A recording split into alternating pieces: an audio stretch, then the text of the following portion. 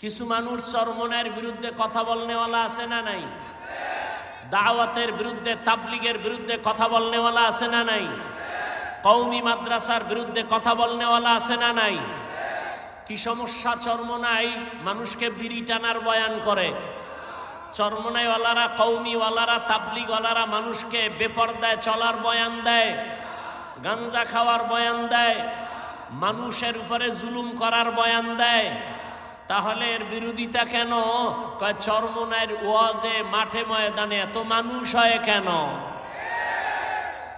কি দেখতে নারী চলন বাঁকা? হ্যাঁ, তবে মনে রাখো তাবিজ কিন্তু আল্লাহ দিয়া রাখছেন। কুল জা আল হক ওয়া যাহাকাল বাতিল। বাতি যখন জ্বলবে তোমার বাবারও ক্ষমতা নাই তুমি অন্ধকার রাখবা।